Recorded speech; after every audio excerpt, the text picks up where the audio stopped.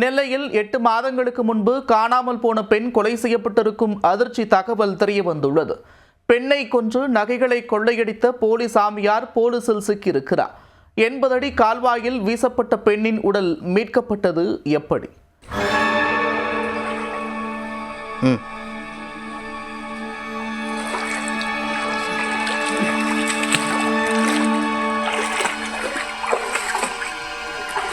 நெல்லை மாவட்டம் பணக்குடி அருகே உள்ள பழவூரை அடுத்த மாடன்பிள்ளை தர்மம் கிராமத்தைச் சேர்ந்தவர் கயல்விழி.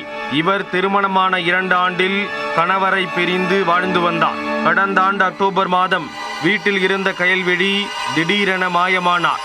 இது தொடர்பாக அவரது தந்தை சிவலிங்கத்துறை பழவூர் காவல் நிலையத்தில் புகார் அளிக்க போலீசார் வழக்கு பதிவு செய்து மாயமான கயல்விழி குறித்து விசாரணை நடத்தினர். அவருடன் நெருங்கி பழகிய தோழிகள் உட்பட பலரை விசாரித்த நிலையில் 8 மாதங்களாக இந்த வழக்கில் துப்பு துலங்காமல் இருந்து வந்தது. இதற்கிடையில் கயல்விழியின் செல்போன் எண்ணை தீவிரமாக ஆய்வு செய்தபோது குமரி மாவட்டம் கொட்டாரத்தைச் சேர்ந்த சாமியார் சிவசாமி என்பவரை கயல்விழி அடிக்கடி செல்போனில் தொடர்பு கொண்டது தெரிய வந்தது. சந்தேகத்தின் பெயரில் சாமியார் சிவசாமியை போலீசார் பிடித்து விசாரித்தனர். அதில் போலீசாருக்கு திடுக்கிடும் தகவல்கள் கிடைத்தன. கணவரை பிரிந்து வாழ்ந்த கயல்விழி மீண்டும் கணவருடன் சேர்த்து வைக்கும்படி சாமியார் சிவசாமியை அணுகியுள்ளார். அதற்கு மாந்திரீகம் செய்ய வேண்டும் என்று கூறி கயல்விழியிடம் சாமியார் சிவசாமி அதிக அளவு பணம் பெற்றுள்ளார். ஆனாலும் கணவர் சேர்ந்து வாழ மறுத்ததால் சாமியார் சிவசாமியை கயல்விழி அடிக்கடி தொந்தரவு செய்து தான் கொடுத்த பணத்தை திருப்பி கேட்டிருக்கிறார். மாந்திரீகம் என்ற பெயரில் கயல்விழியை ஏமாற்றிய சிவசாமி ஒரு கட்டத்தில் தனக்கு அடிக்கடி தொந்தரவு கொடுக்கும் கயல்விழியை கொலை செய்ய திட்டம் தீட்டியுள்ளார்.